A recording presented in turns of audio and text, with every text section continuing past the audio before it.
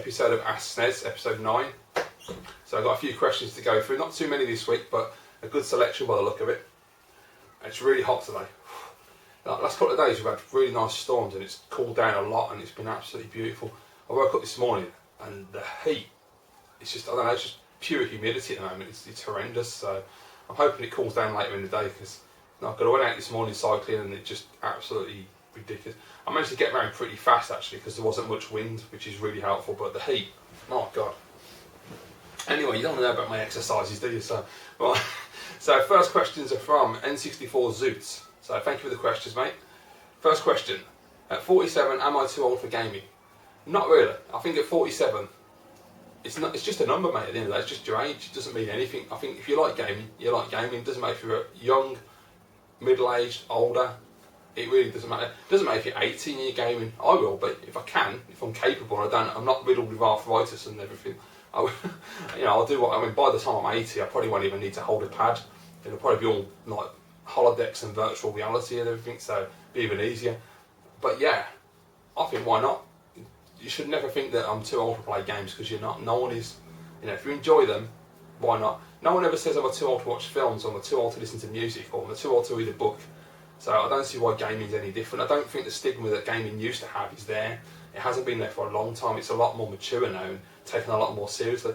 And it's a bigger industry than the movie industry, so that means there are a lot of people playing games. So I don't think people really care anymore. I mean, you'll still get some that'll just be like criticise people for playing them when they're older, but you know what? Who gives a shit? I don't care. I've never cared. It's like, this is my hobby, and if you don't like it, that's your problem, not mine. So yeah. Next question: do you ever buy Blu-ray, 3D Blu-ray films? Yeah, I have got a couple. I've had ones for gifts and ones I bought myself. Don't have a 3D TV though.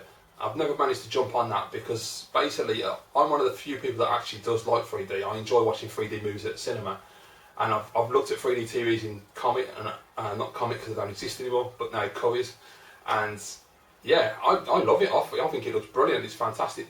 And the glasses don't really bother me that much, even though I have to, when I'm watching TV, I have to wear my own glasses for to reduce the strain on my eye. So I have to wear 3D glasses over my glasses, which is a bit annoying, but they're alright, they're quite comfortable. Yeah, I don't really have a problem with it at all. And my idea was that I'd buy the 3D Blu-rays when I can, just because you get the standard Blu-ray with them. So I can watch the standard one now, and in the future, when 3D Blu-rays have gone out of fashion, aren't worth anything, 3D TVs are out of fashion, and they're dirt cheap, I'll just pick one up and I can enjoy all my films again in 3D. And I got Star Trek Into Darkness, so I want to watch that in 3D because I saw it at the cinema in 3D and I really like that. So yeah, that'd be really cool. So yeah. Right, next questions are from 666 Jedi Mind Tricks 666. So question number 1: have you considered the possibility that a good portion of your Super Nintendo games will need batteries replacing within the foreseeable future? I have indeed. I've spoken to Retro Dave Nintendo about this in the past because I think he's had a couple where he's changed the battery or he got his friend to change them for him. From what I understand from looking at online guides on YouTube, you have to solder as well, and I don't know how to solder, so I always get my dad to do that because he's really good at that stuff. So yeah, I mean, obviously when it does happen, it will be something I'll have to replace.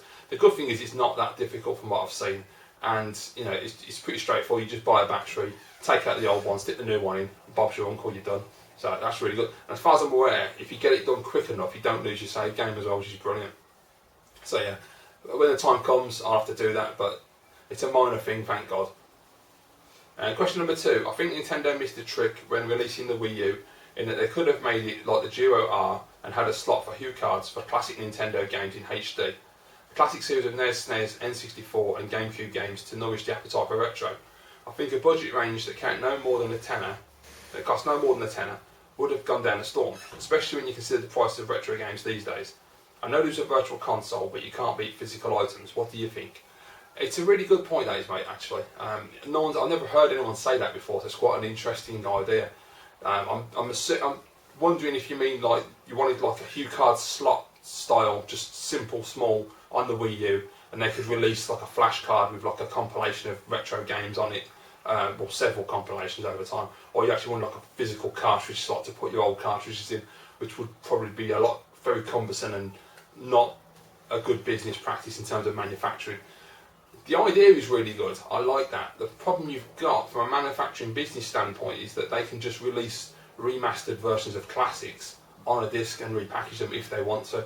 which is what I would like to see more than anything, because Nintendo don't do that enough. You know, you see PlayStation doing it all the time. Sony like to do that. You know, they put out the Sly Cooper collection, they put out Eco and Shadow of the Colossus, and they just remaster everything, and it's brilliant. What I would like more than anything is a remastered Star Fox. That's something I really want to see on the Wii U. And because it's not on the Virtual Console yet, I do wonder if there's a possibility that might happen. I don't know. Probably not, but I would really love it to happen. Because the new Star Fox is coming out, and I think a great compliment would be a remastered Star Fox, a remastered Star Fox 64. And if they can do it, and I don't really think they would bother, but if they could, take what they have, the code of Star Fox 2, which I have up there, finish the game completely, make it a full game, remaster it, and put Star Fox, Star Fox 2, Star Fox 64, all on a special Star Fox compilation disc. I would buy that, without even thinking I'd buy that. That would be fantastic. To have that would be awesome. Don't do what they did with Mario All-Stars, where they just repackaged the original games and didn't upgrade them, because to me that was a con. That was a major stitch-up, that was.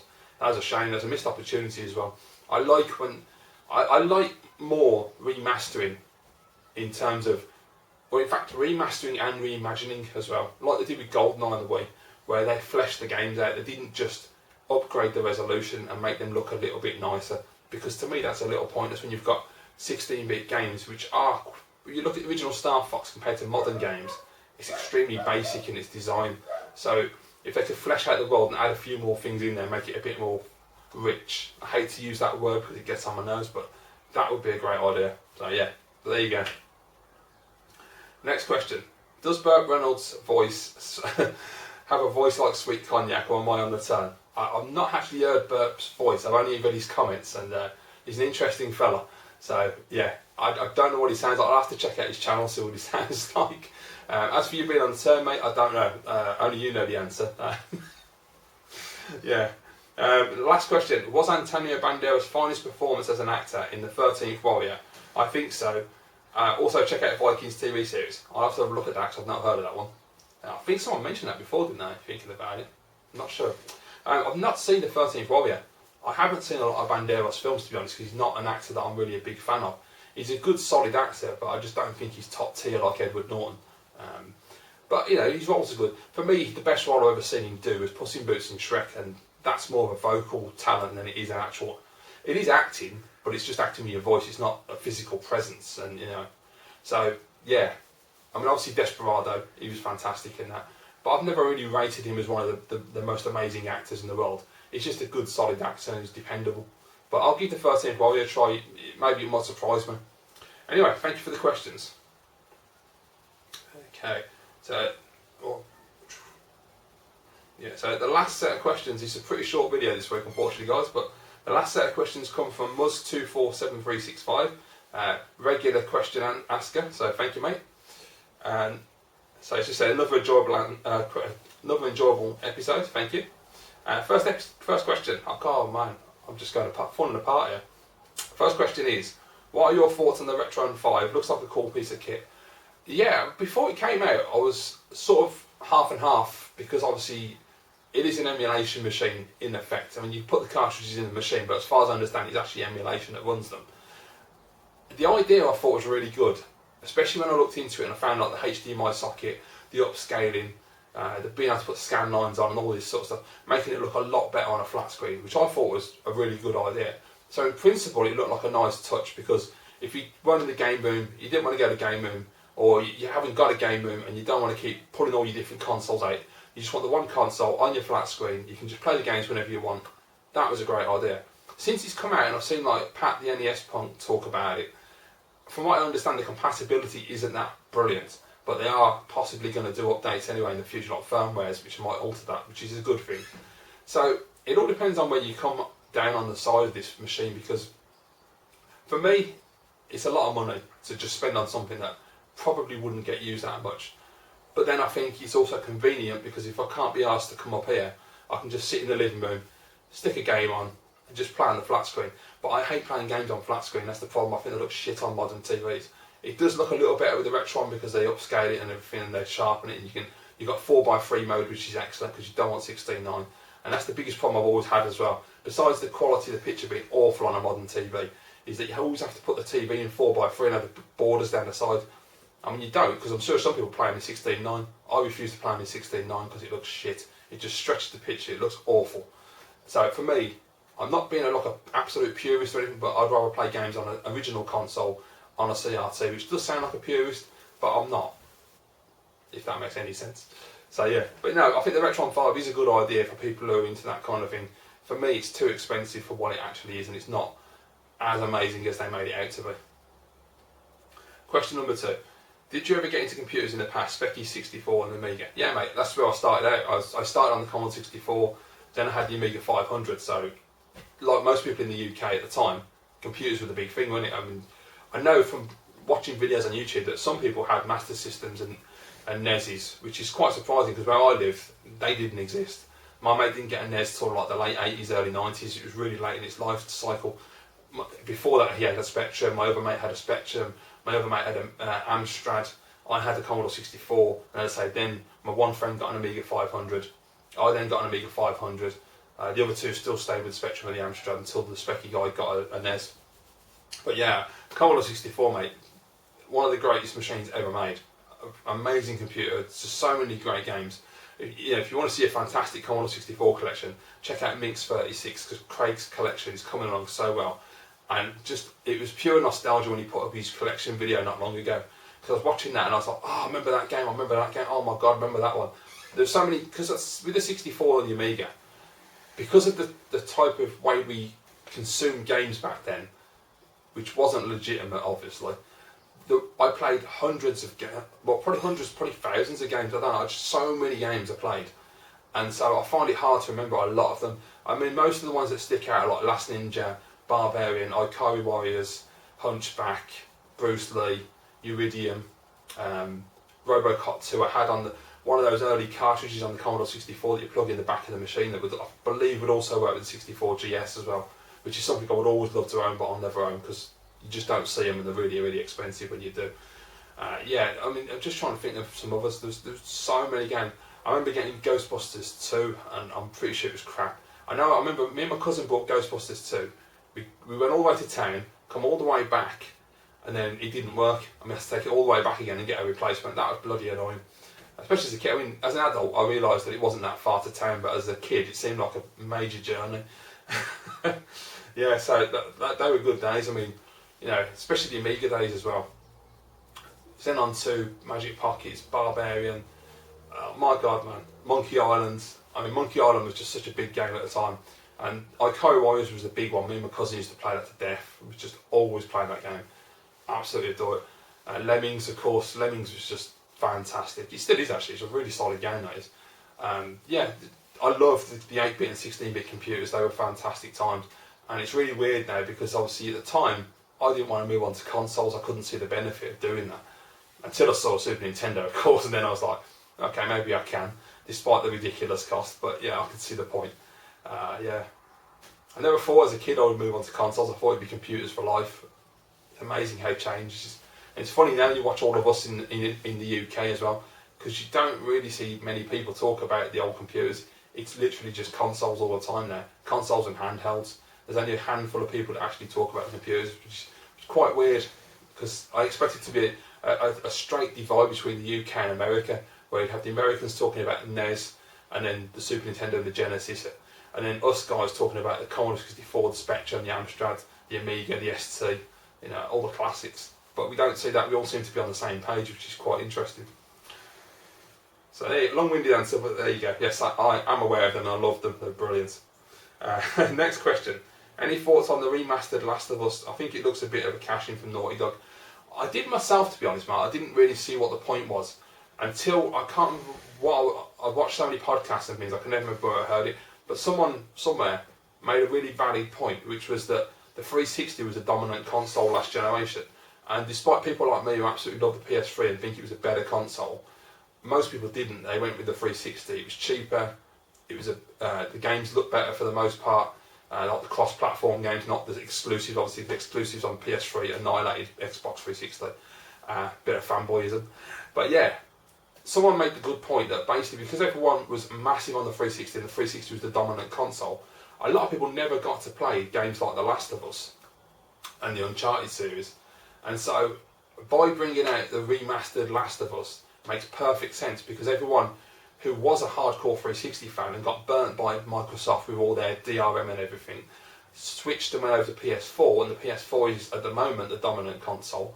So they never played The Last of Us. They now have the opportunity to buy that on PS4 and experience what we all experienced. So in that respect, I actually think it's a very good idea and a very clever idea from Sony's part.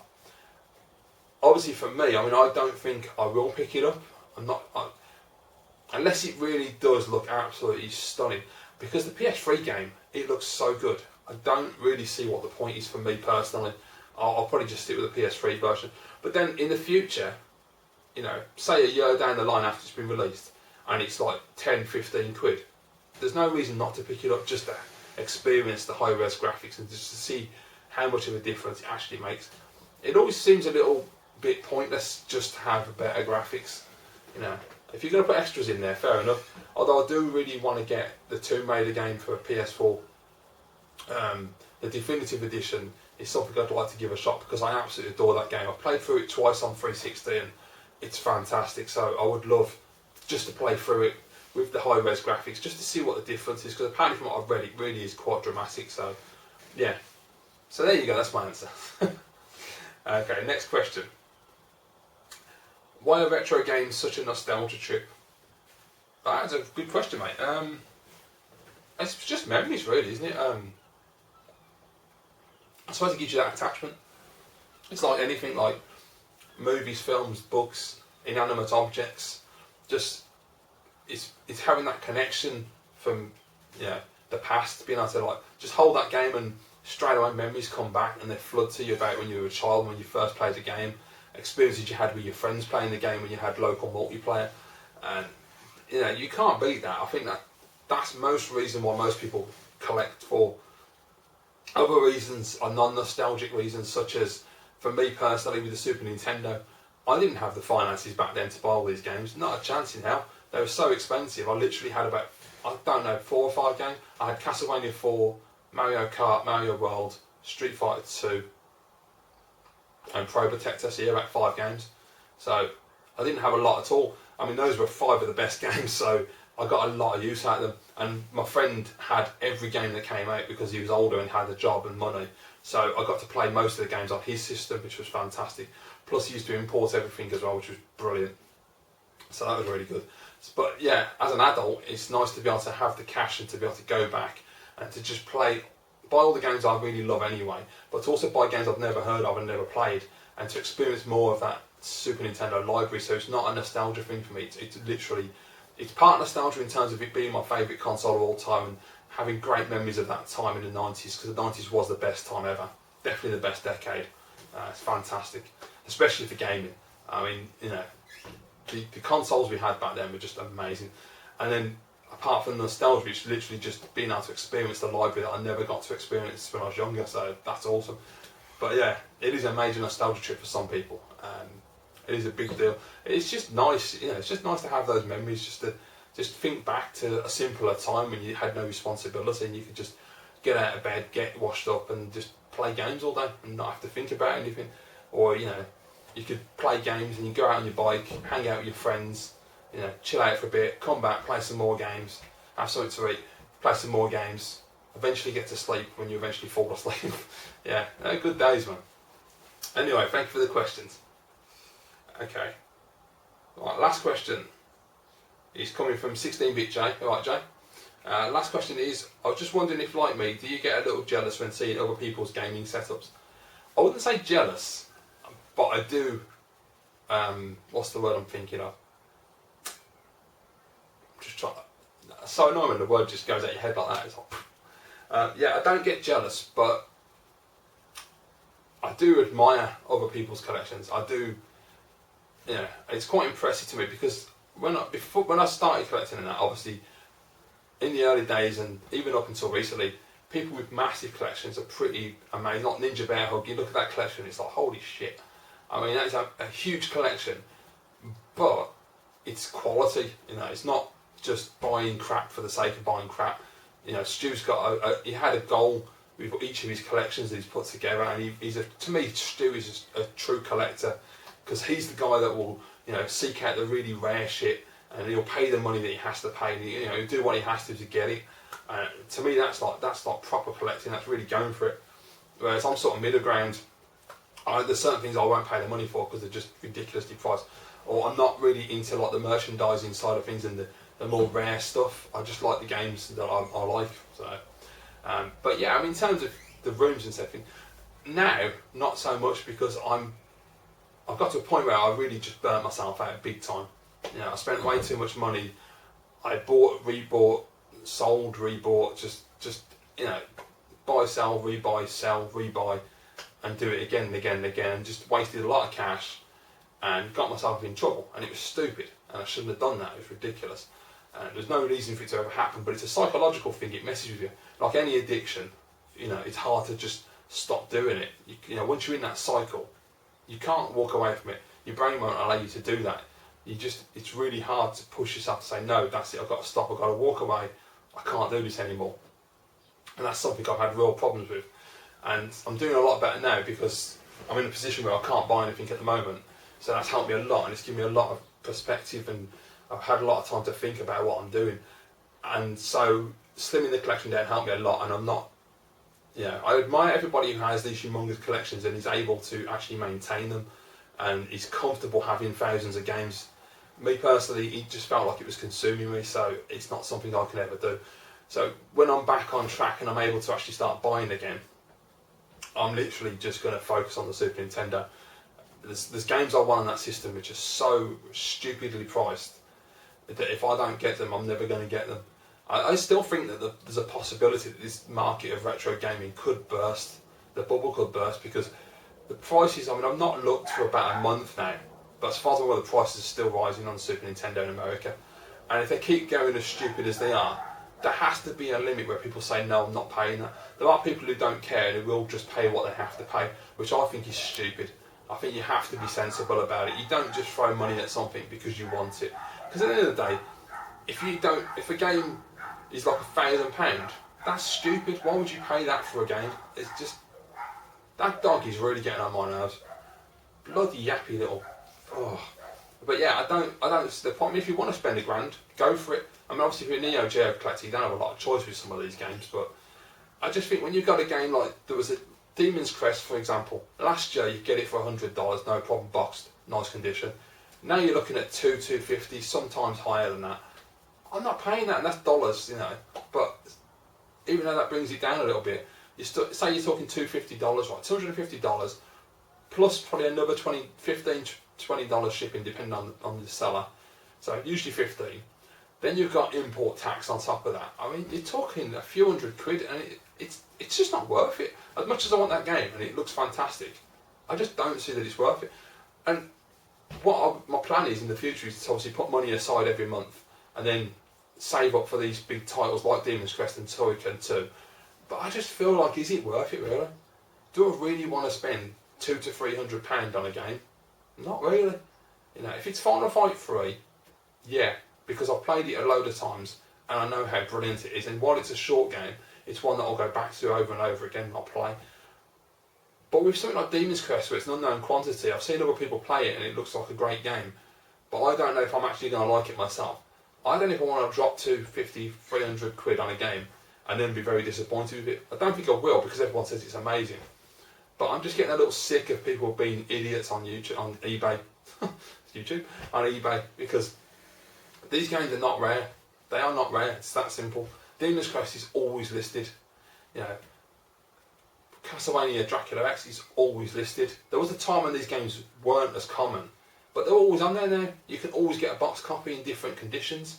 So I'm sorry, they're not worth the prices that people are asking. People are just trying their luck and just, I understand that in a capitalist society that people are going to try and get as much money as they can, but people need to stop being ridiculous and spending stupid money just to get the game, because every time you do that, it makes these sellers think they can jack the price up even more, and they do, and then another idiot will come along and go, oh, I'm going to pay that. Don't do that. That's just dumb. Be sensible. Fair enough, do what you want with your money. Your money, you earned it. Spend it on what you like. I don't care. I just think it annoys me because it gives sellers the wrong idea. They think they can keep pushing the prices up and up and up, and it's just, no. I'm not someone who's just, I I might want a game, but if it gets to that point where it's like £300 or so, I can't justify that. It's just ridiculous. I'd rather just, quite honestly, I'd rather just not have the game and just quit collecting and just stick with what I've got if it's going to be like that, because I'm not getting ripped off. Anyway, there's a bit of a mini bloody offshoot there. But yeah, I don't get jealous of other people's collections at all. I do admire them though, definitely. There's some absolutely amazing collections on YouTube, some fantastic people out there. Yeah, quite impressive stuff. So thank you very much for all the questions, guys. I appreciate that. If you have a question for me for next week, just pop it in the comments below and I'll post a response next Friday. Thank you for watching, guys. If you like this video, please give it a thumbs up. And if you'd like to see more videos, just click on subscribe. And thank you very much. I'll see you all again soon.